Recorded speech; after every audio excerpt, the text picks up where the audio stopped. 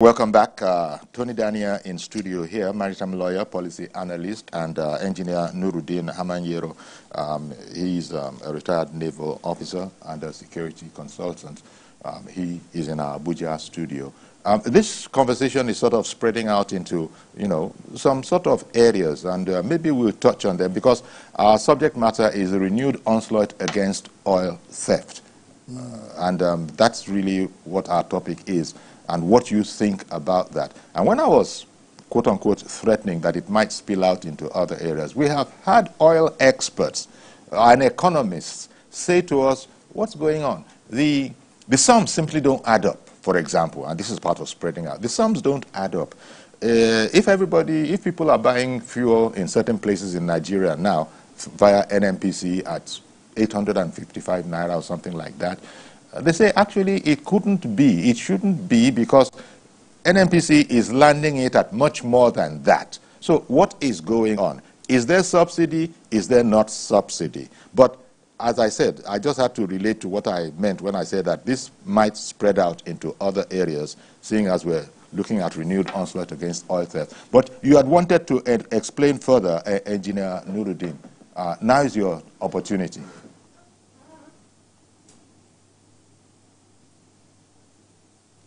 Uncle Yori, yes. I'm trying to explain to Nigerians, what is affecting the security of our pipeline, what is affecting, yes, the production of oil, because we are supposed to be, remember, 70% of our IGR comes from oil. And if we can't maximize this production, then we cannot guarantee, the revenue generation. And to maximize this production of oil, it means we need to secure this pipeline and prevent them from being vandalized and oil being stolen. Now, how do we do that? Security has to be adequate. Security has to be adequate in the sense that we need to use state-of-the-art equipment, just like the way it is all over the world, especially in oil-producing areas. Mind you, we are 13th in terms of oil production, according to OPEC analysis, and we are 10th in terms of crude oil reserve in the whole world. But how can you put that side by side with what is obtainable with our peers all over the world? Which country on earth that has the dynamics of Nigeria, population and mineral resources, that today you can equate with what is going on in Nigeria? Nowhere, Uncle Yori, nowhere. We need to understand these things. And what I'm trying to explain to Nigerians is what is affecting this security is that personnel who are supposed to be doing this job, I said it the last time, and I mean it, and the president has to look into this,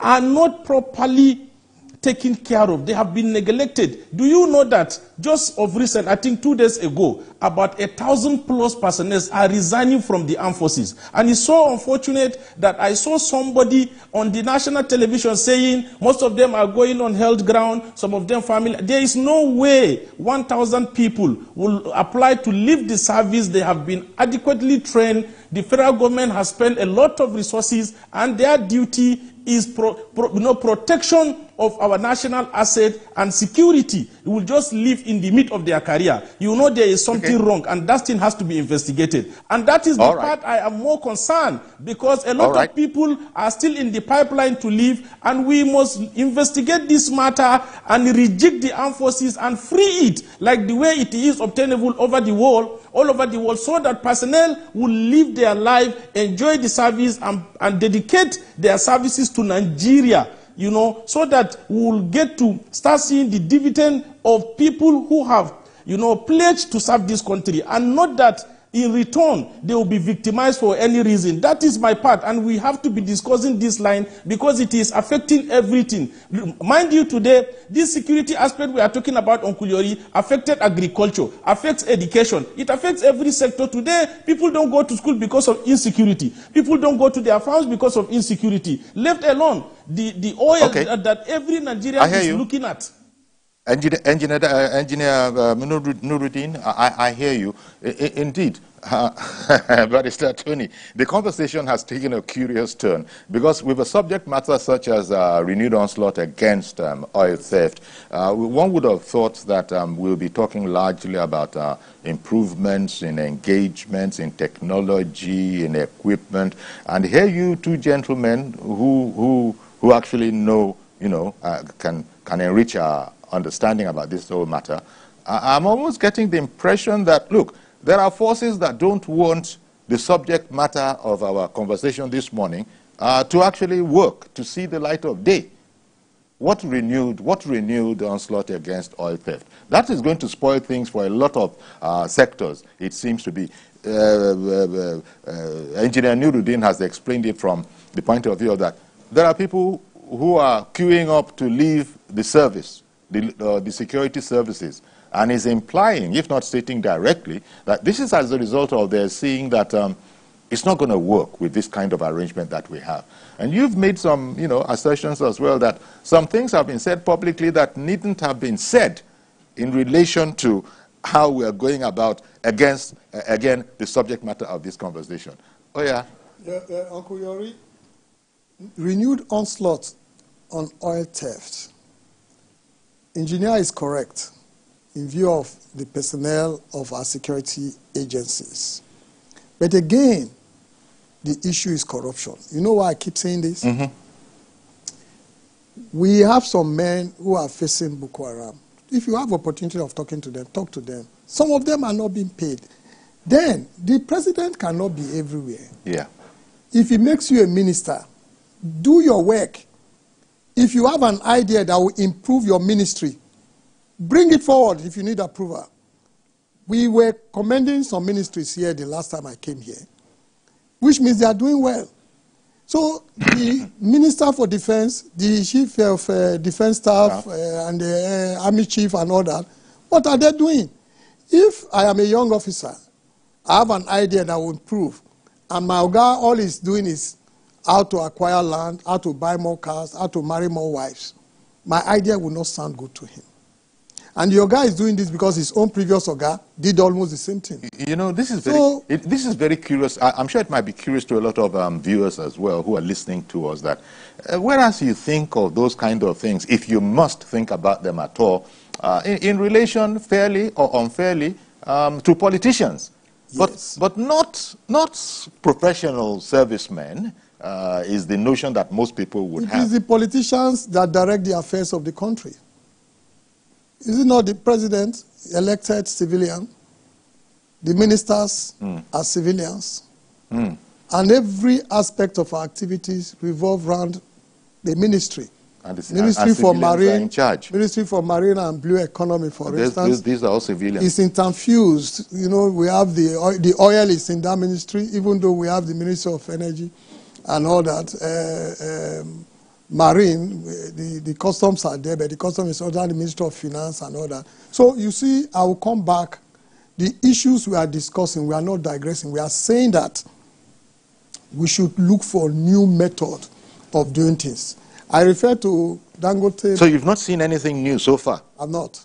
And I know new methods that can be deployed. The problem is Dangote refinery, the owner ought to play less on, because the people involved in the line of directives for Dangote to come to the market are feeling threatened. They felt threatened. A lot of government people are involved. Is going to expose them. But so if I were Dangote, I will concentrate on the oil coming out. I will leave a lot of other issues. For instance, I analyze it here in TVC, that Dangote coming in is likely to have positive impact on the pump price. Because one, you are no longer talking about a vessel that will carry crude oil from outside to you. You have the crude oil here. Is that a universally desired objective? How? That is, is everybody interested in what you just said? I certainly know that the ordinary man in the street certainly is interested in bringing down the pump price. And so it is that we affect the pump price if Dangote starts selling, is what I'm saying. Yes. He's saving cost on a lot of areas. And is it's everybody having happy impact. with that? No, you see, the thing is that it is people who are enlightened, people like engineer, myself, yourself, that will know some of these things. Now, what the man in the market on the street wants is fuel. I can afford it. You understand? Don't forget that we have also said that introducing alternative to fuel is also very good. Federal government has introduced gas, which we have in abundance. People are now using solar. There are other methods. If it comes up, the dependent on petrol will be reduced. Now, I'll give you an example. I have an idea. If you talk of water hyacinth, for instance, go to almost all the agencies. I'm saying this openly. Check their budget. You will see where they say they are vacating hyacinth. If you look at it, on the same channel, when I say channel, the water route, where it is blocking navigation. Water hyacinth is this, those routes on the those weeds on the water. They can affect navigation. Yes, yes. So you see that we have NIMASA, we have MPA, we have Shippers Council, we have Inland Waterways and others. Even the Ministry of Agri for Fishery, they will tell you, oh, Calabar channels, we have vacated it. Go and check others. Even the maritime sector of the NLG, they will tell you, you will find at the same geographical location. He said to have been vacated, high water hyacinth have been vacated in the same, by almost the same agency, and they will collect money from it. Now I have an idea that will make that water hyacinth to be vacated on its own, free of charge, and people will make money from it. So you no longer need to pay to vacate it. People would now know how to make money from it. That's exactly what they are doing in Singapore. Water hyacinth is a gold mine. We are not exploiting that. There are a lot of other areas we are not similar. There are a lot of other areas we are not also exploiting. We are training cadets. Show me one ship. I criticized Dr. Jabu when he was NIMASA. Show me one ship that we have for training. We don't have. We are hiring. We have university, maritime university. But show me the ship they have for training. Let me see if Mr. Yakub is still there. Mr. Yakub, thank you very much for holding on. Yeah, I'm still there. Oh, apologies. Due apologies. Thank you very much. Yeah. Good morning to your guests. I think I give kudos to both of them that spoke very well. Sijari, let me start when your guest said something earlier concerning the presidency. That if a minister is not do the work that you assign to him, as a president, what do you need to do? Is to fire the person, because you were the one that employed in the first place. Not Nigerian citizens voting for them. You were the one thinking that it can do a good job. And then if the good job is not done, the next thing is to just fire him and let him or her go. Let me give you a typical example here, Chifiori. And then I'm saying this. I know that give me 1 or 2 minutes to say what I have to say this one, because it's an opportunity given to me this one. Chifiori, let me give you a typical example here. Concerning the energy, I'm talking about PHCN now. Now, there's a band A, band B, band C. What are those things mean? Let me say this. Usually, like 10, 11 years ago, some of us, I repeat, some of us bought a meter at rate of some certain amount of money. Our own personal money, we used to buy that meter, and then they never pay. They withdraw all those meters from us, telling us that it's outdated without replacing it. What are they running? You can imagine the country we find ourselves. And then when we ask them, where is the new meter? What they told us is that we should use another money, almost 100-something thousand, to buy another one. It was scandalous, I remember. Now, you are talking about energy here. If Dangote refinery, as it is now, today, the refinery has started working, and then if the petroleum of Dangote coming to the market now, I can tell you for free, if there is any technology to monitor all those tankers, the petroleum of Dangote refinery find himself in Niger, he find himself in Cameroon, and even up to Cote d'Ivoire, because the security agencies that we say that they should monitor, they will be collecting money. One of your guys talking about corruption. Corruption has eaten deep down in Nigerian citizen blood.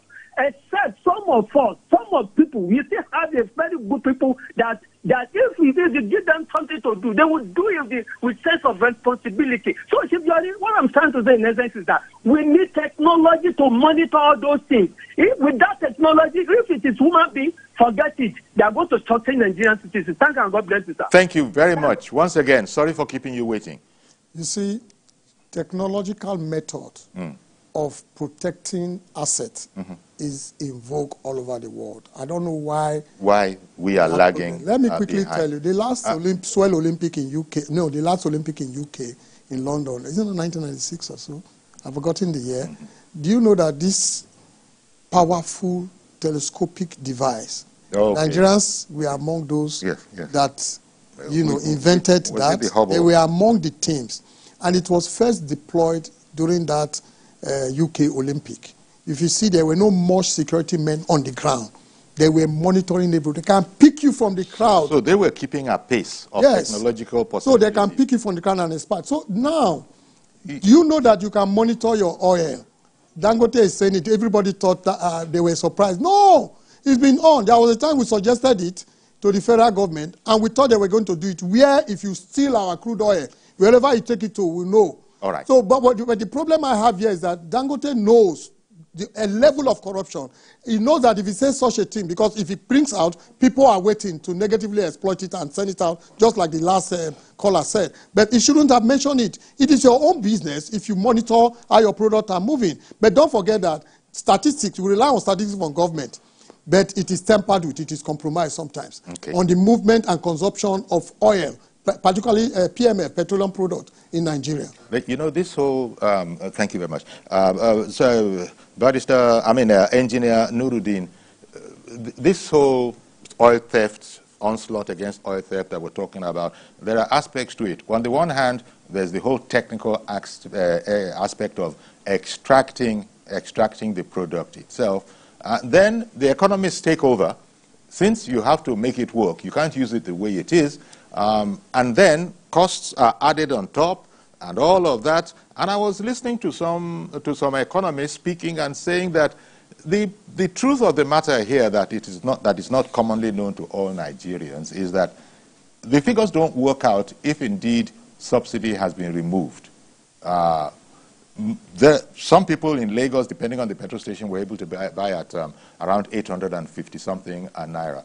Now, we are hearing from people who would know economic intelligence that the landing cost of fuel is in, north of 1,000 naira. Maybe it's 1,050, 1,100, that kind of a thing. So how can you be selling? So there seems to be a lot that is not commonly known.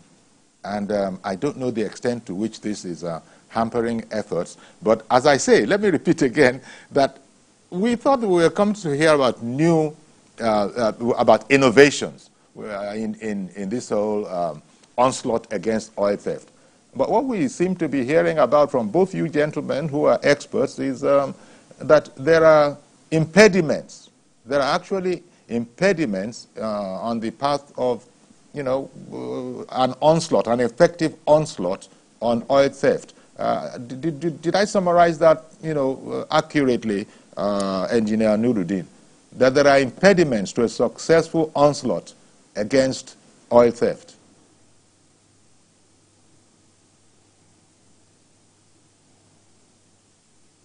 Yes, Uncle Yori. This is because we are trying to look at things as the way they are supposed to be looked at, so that we don't get to miss it again. And it is very, very important. And this is what I thought and what I think the renewed hope should be. And if you look at it, yesterday, the president of Pengasson, who is the president of the TUC, mentioned, and he was specifically clear about this price of fuel. He said he needs the federal government, they need, as a union, the federal government should give them a special price for their union, just like the way it has given a special price of the dollar to the Dangote refinery. And he knows that because it was done previously, and that has affected positively the price of fuel in the market. And he thinks if that is done again, it will seriously bring down the cost of fuel in the market and it will become affordable. This is one hand. Okay. On the other hand, I would like to wrap it by saying using the right people to do the right thing. Uncle Yori is very, very essential. And that is why I keep emphasizing every time on sincerity. Because if you look at our Minister of Defense currently sitting on seat, has been indicted by Zagazola. Zagazola is a counterinsurgency expert, of the Lake Chad and West Africa region, who clearly stated, and he said he has fact with video on the fraternization of the Minister of Defense Well, with bandits, you know, to the extent of providing them vehicles. So if we have people like this at the helm of affairs, you know, how do we expect synergy? How do we expect to be seeing good result for Nigeria? So to be honest with you, we're going to have to leave it here. I beg your pardon, Engineer Nuruddeen, I'm sure you understand. We have completely run out of time. Not only that, we're actually also overrunning. But I want to thank you very much, Engineer Nuruddeen Hammanyero, you know, retired naval officer and, you know, a security consultant. Thank you very much for coming on the program. As indeed, we extend our appreciation to Tony Dania as well, maritime lawyer and policy analyst. There's a lot, really, that you gentlemen contributed to sort of expanding our understanding of what actually is going on that is not commonplace out there. Thank you both, gentlemen. And we're going to have to leave it there. This is a topic we've not heard the last of. We'll be back on it, I'm sure, sometime. Do please join us tomorrow for a fresh edition. I am Yori Folari.